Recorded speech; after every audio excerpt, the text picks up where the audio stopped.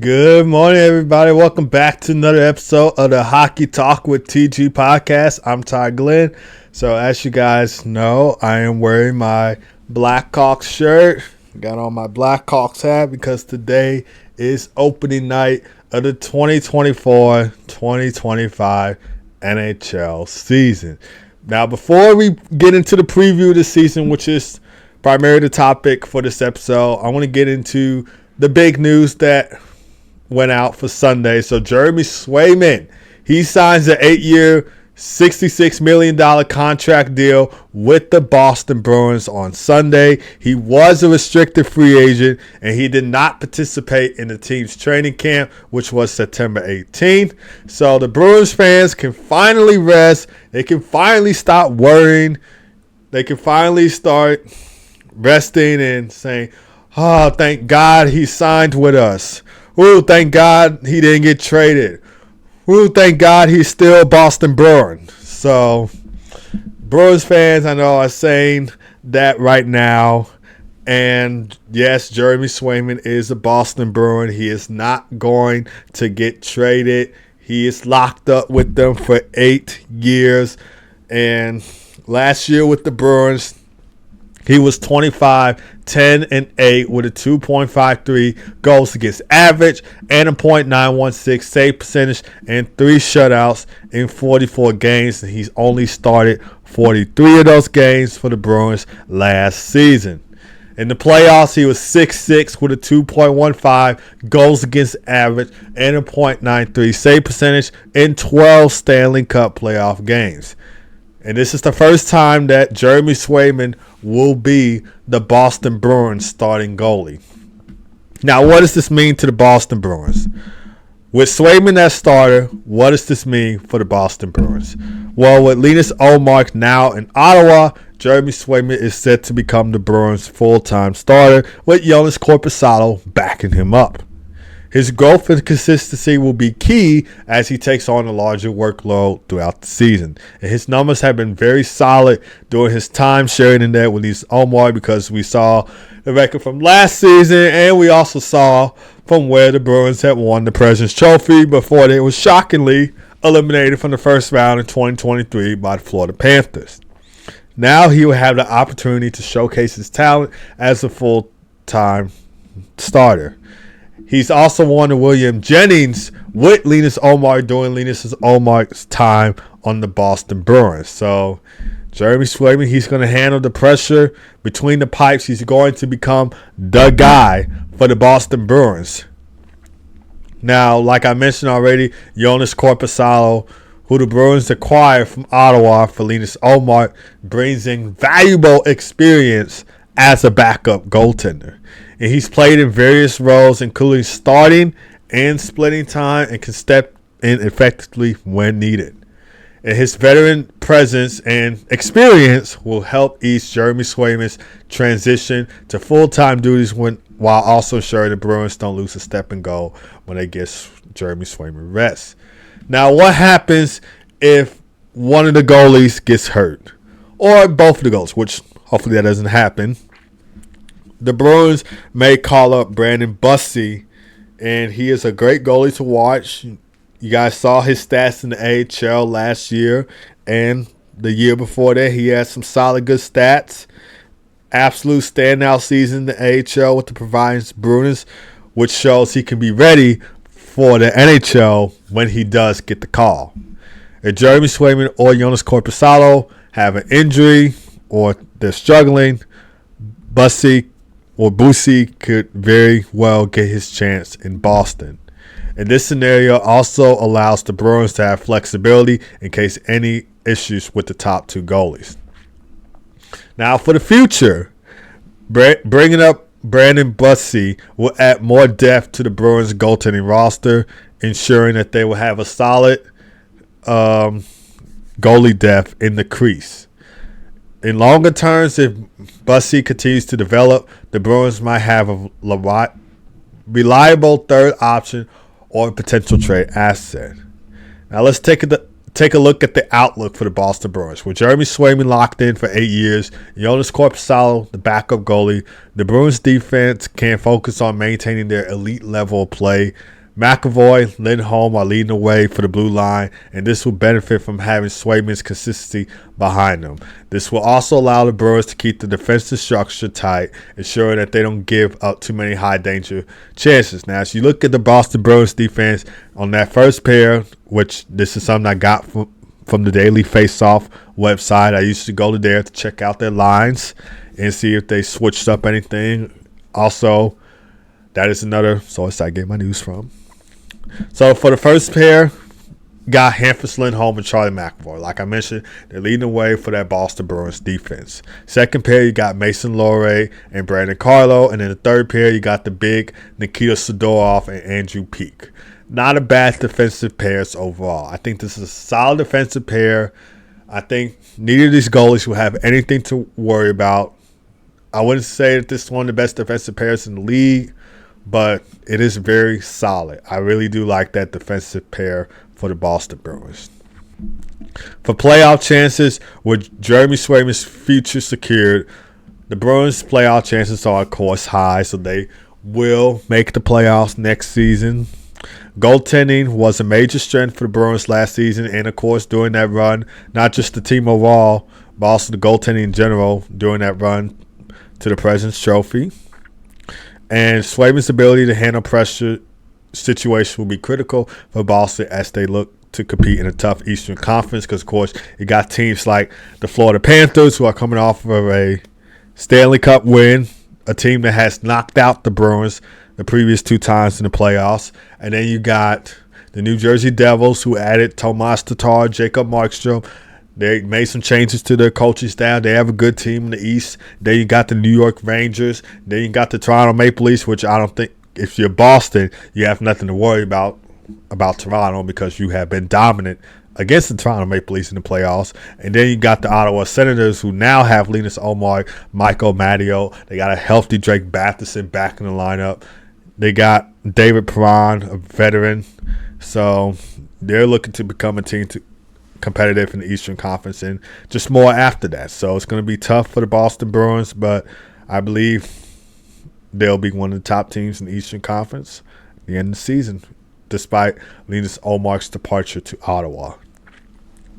Now we're going to get into the part that you all have been waiting for, the 2024-25 NHL season preview. So Tuesday, October 8th, it will be a triple header on ESPN, starting with the St. Louis Blues taking on the Seattle Kraken, followed by the Boston Bruins taking on the Florida Panthers, and then my Chicago Blackhawks. Let's go Hawks. I'm going to be staying up all night for this one, guys, believe it or not, taking on Utah Hockey Club. So here are some things to look for when watching these games. So, of course, the Blues face the Kraken. That game will come on at 3:30 p.m. Central Time on ESPN. Now, the Seattle Kraken, they struggled last season. They failed to make the playoffs. They missed out on the playoffs for the second time in franchise history. They notched 81 points last season, and the key focus will be whether on they can rebound and improve their consistency. So, they need to rebound, get better overall, and improve their inconsistency. So the season opener, this first game will be important for the team as they look forward to set the tone early. Key players for the Seattle Kraken. Seattle, like I said, had a bad year last season, missing the playoffs with an 81-point campaign. Of course, the key players to watch on that team are Matty Beniers, who's won the Calder Trophy before, and Jordan Eberle, the team's I think he's team captain. Wait, no, Seattle doesn't have a captain yet. They do not have a captain yet, but I think if they do decide to have a captain, it should be Jordan Eberle. A key so this season will be important for the Kraken. They look forward to get a win in game number 1. Now, as for the St. Louis Blues, they missed the playoffs the last 3 years. Last playoff appearance for St. Louis was in 2022, in which they got eliminated by the Colorado Avalanche in the second round of the 2022 Stanley Cup playoffs. And they have not reached the Stanley Cup final since the year that they won the Stanley Cup, of course, was 2019, which, of course, the reason why they won the Cup that year was because of Jordan Binnington. So he's the one that led the Blues to their first Stanley Cup. And, of course, they have young players like Robert Thomas and Jordan Cairo who look forward to lead their offense. And their blue line, anchored by Justin Falk, will need to be solid against the Kraken team that's looking for redemption and that's looking forward to getting back into the Stanley Cup playoffs, especially since they got like some key players. One of them being Brandon Montour, who's won the Stanley Cup with the Florida Panthers. So that was one key player that they added. I don't know any other players they added. I just know that one was the big one.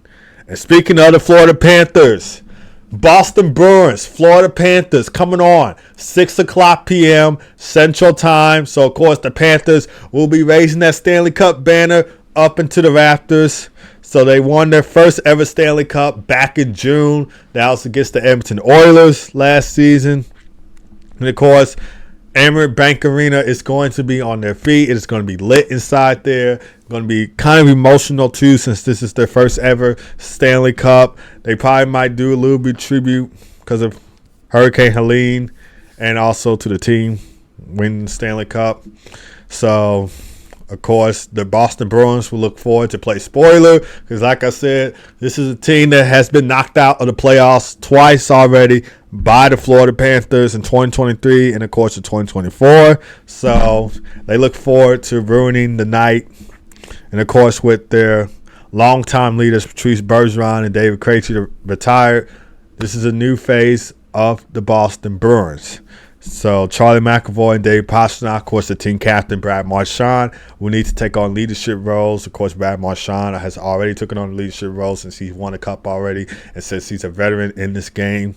And the Bruins will look forward to prove that they can still compete despite the significant roster changes, especially goalie Matthew Tkachuk's leadership. So Matthew Tkachuk will once again be the engine driving the Panthers after his stellar playoff run last season, which he's had 22 points in 24 games played. So 6 goals, 16 assists for 22 points in 24 games played. Of course, in his first season with the Florida Panthers, he's had 109 points in 79 games played, 40 goals, 69 assists for 109 points in 79 games played. And his aggressive style paired with Alexander and Barkov's two-way excellence will be key to Florida's title defense. Of course, the Panthers are looking forward to become the next team to repeat as back-to-back Stanley Cup champions since the Tampa Bay Lightning did it in 2020 and 2021.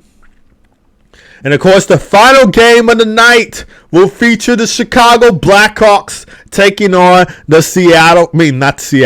taking on Utah Hockey Club at 9 o'clock p.m. Central Time. So, of course, the Blackhawks, they are in a rebuild, and they are rebuilding around the young stars like Connor Bedard, who won the Calder Trophy last year, getting 61 points. And, of course, the addition of Artem Lechesnov, who they drafted in the 2024 NHL draft when the draft was in Vegas. He's one of their top defensive prospects. He adds excitement to their roster. Fortunately, he did not make the opening night roster. I think he's injured. So he missed out on the roster. I kind of hate that the Blackhawks did send Frank Nazar and Kevin Korzystki down to the AHL because I thought those were two key players for our young roster, and I kind of hated that Kyle Davidson did that. But, hey, when the time is right, they'll get called up to the NHL, and they'll play for the Blackhawks. Excuse me. So Chicago will use this game to measure the progress of the youth movement and what they have done so far during this rebuild, which the rebuild isn't really that long. But, yeah, see what happens. So this is Utah Hockey Club's first game in franchise history. And, of course, they have a blend of veterans and younger players like Clayton Keller, who's the team's first captain in franchise history, Logan Cooley, Dylan Gunther, and, of course, some veterans like Mikhail Sergachev, who's won a Stanley Cup with Tampa, actually won 2 Stanley Cups during those back-to-back years. And, of course, Connor Ingram, another, I think he's a veteran. I believe he's a veteran, not sure. So, can't wait to see what this team does in their first game of the season against the Blackhawks. But hopefully the Blackhawks will be the ones to come out with the win. But, hey, it can go either way. Now, NHL Bowl predictions. Now, as you guys already know, I did actually put out a video of this on my TG Hockey channel. I may recap all 10 for you guys in case you missed the video. I was going to do my top 5, but I think I will do all 10 in case you missed that video. So my first bold prediction was the Nashville Predators will finish third place in the Central Division.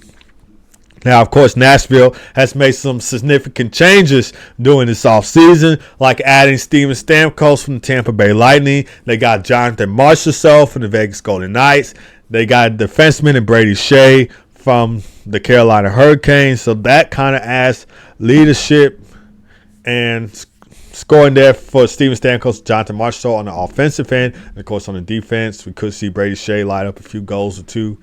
We'll just have to see. But I think those were great pickups for the team that they got in free agency. Combined with Roman Yoshi's continued dominance on defense and UC Saul's elite goaltending, the Predators are poised to improve. Of course, they're led by head coach Andrew Burnett, who used to coach the Panthers. I believe before he got fired, he led them to the President's Trophy, but I could be wrong. But I believe he led the Panthers to the President's Trophy when they won it. I think that this was back in, I believe, 2022, because Boston won in 2023 and the Rangers won in 2024. So I believe this had to be 2022 or 2021, but I'm not sure. But I think it was 2022. Anyways, that's my number one bold prediction. Number 2, the Dallas Stars will win the President's Trophy. So the Dallas Stars will become the next team to win the President's Trophy. They have a deep depth roster. They have a great depth in their roster, both on offense and defense, and they are led by players like Jason Robinson, Miro Heiskanen, and of course Jake Oettinger in goal. They also possess strong offensive depth and balance with Tyler Seguin and Roope Hintz, and their young core. Some of the guys that they have, young players, are getting even better. Jake Oettinger could anchor them in net, helping Dallas to be one of the most complete teams in the league. I should also mention that they added Matt Dumba, they added Casey DeSmith, and a few other players on that team as well. So that really improved the Dallas Stars. I see this team being one of the top 10 teams in the league by the end of the season, but I'm thinking that they will take home the President's Trophy. Alex Ovechkin will break the goal record. So this is my number 3 bold prediction. This is my number 3 bold prediction right here. So Alex Ovechkin currently has 853 goals in his career. He only needs 42 to surpass the great one Wayne Gretzky's all-time record of 894. Despite being 39 years old, Ovi has shown that age has significantly slowed down due to his goal-scoring abilities. I think last season he had like 30, 40 goals. I'm hoping for a 40-goal season this year so that he can break the record. This depends on if he stays healthy, doesn't get injured a lot, and continues his power play goal-scoring prowess. He will certainly break that record of Wayne Gretzky's, and his durability has been impressive throughout his career, scoring from that one-time spot on the power play and lighting it up every single game. And he's going to need that this season. He's going to need to be in his prime, being that prime Ovi to break that goal-scoring record. And of course, excuse me. And of course, my next bold prediction, Connor McDavid will reach 1,000 points in 15 or 20 games or fewer. So in 20 games or fewer, could even be 15 games or fewer, we could see Connor McDavid reach 1,000 points in 20 games or fewer. But mostly 15 because he already has 982 and he's a superstar player to watch.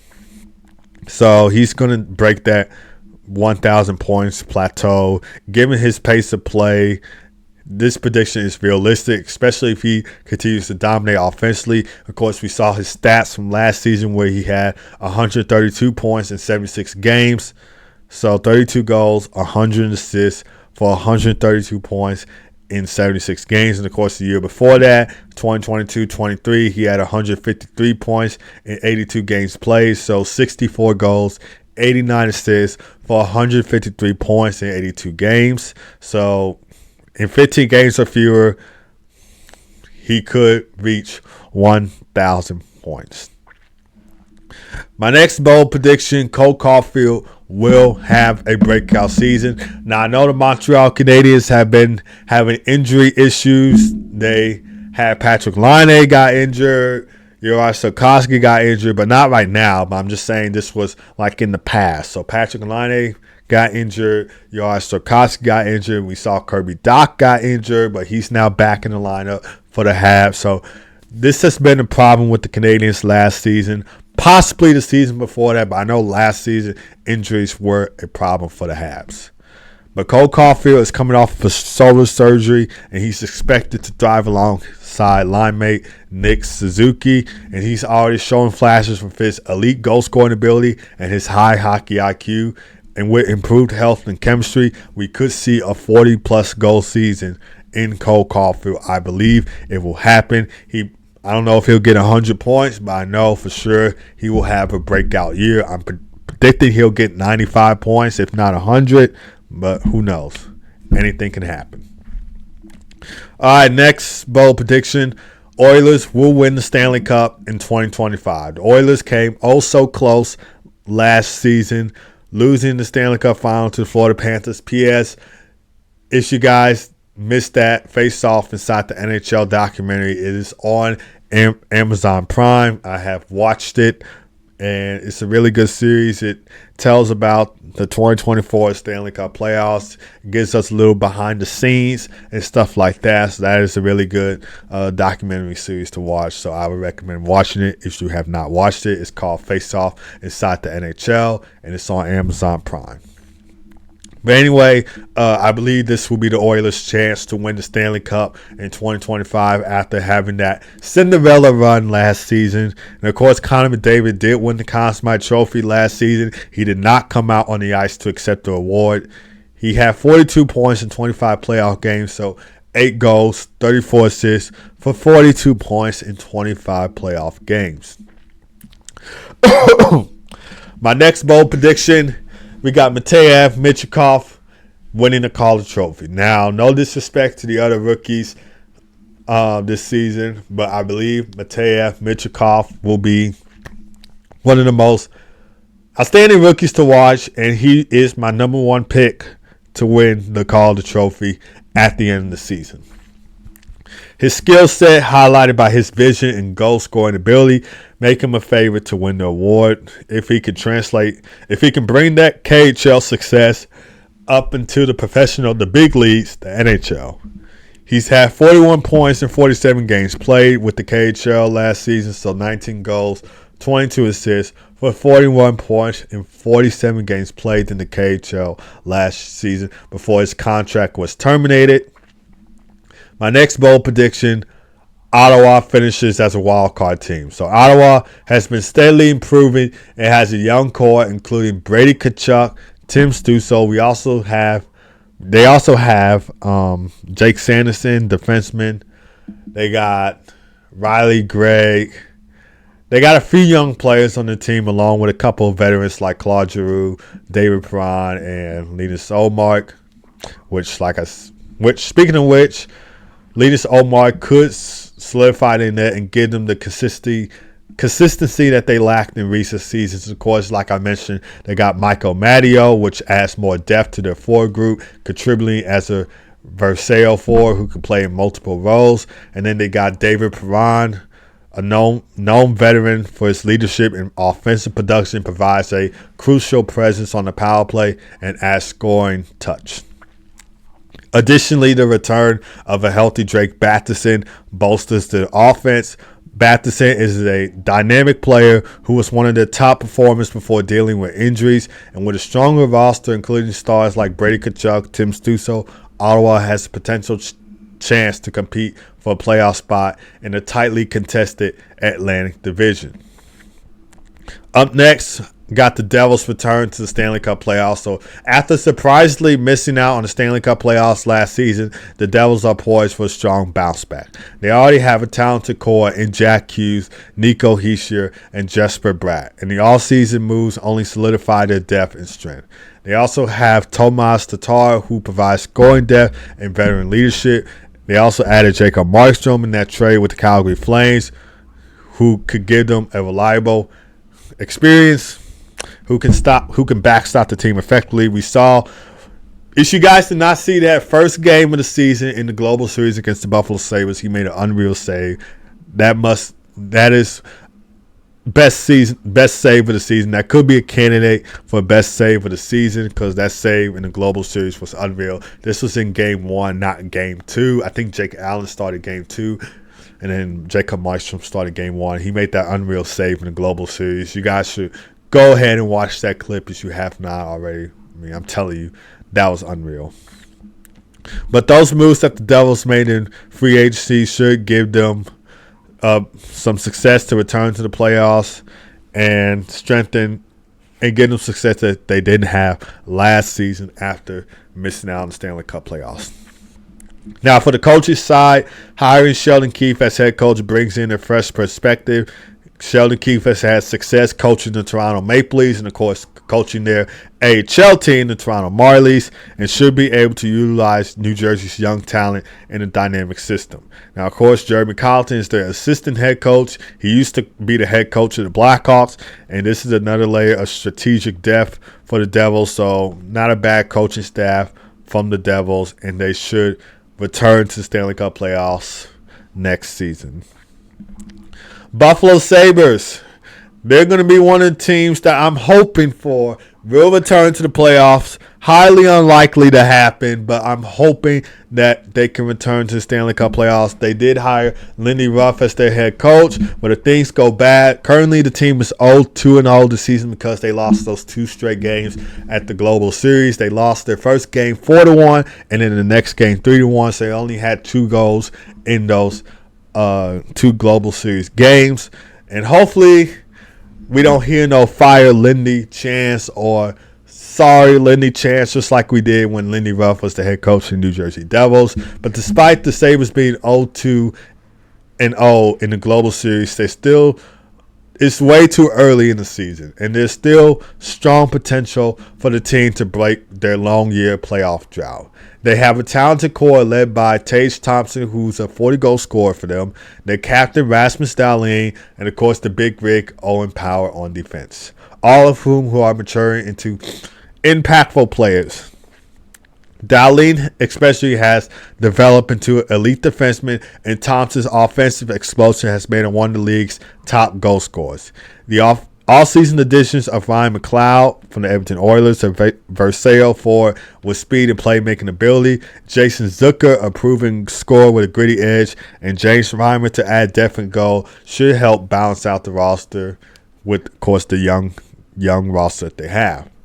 So it adds depth to the team, and especially depth that they didn't have last season. And of course, like I mentioned, Lindy Ruff has coached the Sabres before. He looks forward to bringing back some of that success to the team as well for them to make the Stanley Cup playoffs. All right, top rookies to watch this season. This is in my top 5 rookies to watch. So first one, I got to go with Matej Michikov for the Philadelphia Flyers. So he's entering the NHL with a lot of hype after finishing with 41 points in 47 games with Sochi in the KHL. So 19 goals, 22 assists for 41 points in 47 games played in the KHL. His offensive skill and vision make him a top candidate for the Calder Trophy, and he's expected to be a top 6 forward for the Flyers and will likely help revitalize this power play. Up next, we got Macklin Celebrini of the San Jose Sharks. So he, of course, was drafted first overall in 2024 NHL draft, and he's the youngest player to ever win the Hobey Baker Award. He notched 32 goals and 64 points in just 38 games for Boston University last season, and he's quickly adapted to the NHL pace, and his offensive capabilities make him a player to watch in San Jose, and he's projected to be a critical piece of their rebuild. Up next, we got Rucker McGroarty of the Pittsburgh Penguins, probably one of my top rookies to watch, one of my favorite top rookies to watch this season because he played college hockey at University of Michigan. I love watching the Michigan Wolverines. So Rucker McGrady is looking to contribute right away for the Penguins entering a new phase. Of course, he was traded to the team for Braden Yeager. He did get drafted by the Winnipeg Jets, and then the Jets traded him to the Penguins for Braden Yeager. He's known for his leadership skills and his sort of physical play. He brings strong two-way skills to the table, and after a solid season with the Michigan Wolverines and international success with Team USA winning the gold medal, McGrady will play a versatile role in Pittsburgh, potentially moving up and down the lineup. So you take a look at his stats with University of Michigan. He's had 52 points in 36 games played. So 16 goals, 36 assists for 52 points in 36 games played. In the World Juniors, he was the team captain of the World Juniors. He had 9 points in 7 games played. So 5 goals, 4 assists for 9 points in 7 games played. Number 4 on my list, we got Will Smith of the San Jose Sharks. I think he and Macklin Celebrini used to play for the same AAA hockey team together when they were little, but I'm not sure.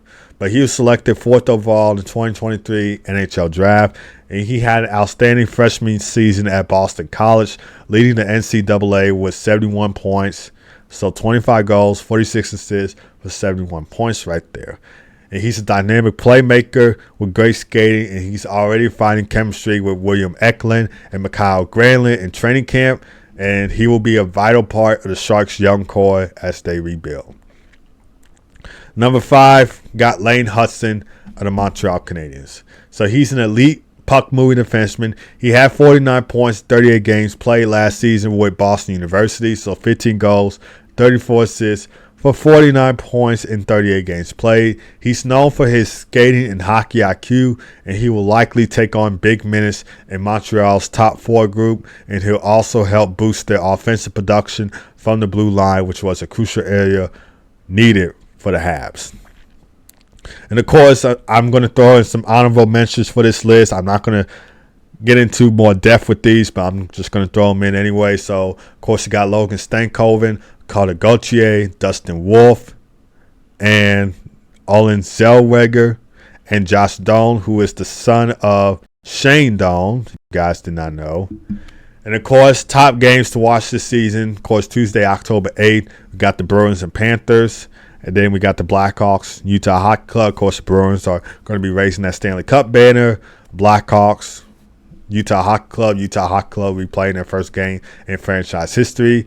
Then we got October 10th, which is on a Thursday, Blues versus Sharks. We could see the potential debut of Macklin Celebrini. And then we got the Frozen Frenzy. All 32 teams will be in action Tuesday, October 22nd. And then Monday, December 16th, Panthers versus Oilers Stanley Cup final rematch. For the first time that these two teams will be facing off since June of 2024. And then Tuesday, December 31st, will be the 2025 NHL Winter Classic between the Blues and Blackhawks, which I will be very excited for. And then Saturday, March 1st, will be the Red Wings and Blue Jackets 2025 NHL Stadium Series. Also, I know I didn't say this, but it will be the 2025 NHL Four Nations Face-Off in February. I think it's from the 10th to the 21st, but I could be wrong. I'll look it up just in case after this episode. All right, guys, so that is going to do it for this episode. So thank you guys for tuning in. Of course, this was supposed to be uploaded Monday, but my computer was having technical issues, so I was unable to upload it for Monday. So that's why I uploaded for today, Tuesday, October 8th. Hopefully you guys enjoyed this episode. I appreciate each and every one of you that tunes into this podcast. Hopefully you guys have a great rest of your day. God first as always. Be blessed. Enjoy those 3 games on ESPN. Of course, I will be watching the Blackhawks and Utah Hockey Club go at it. Final game of the night, a game that I will be staying up all night for. And I will see you guys Wednesday to break down these 3 games from opening night. And yeah, take care.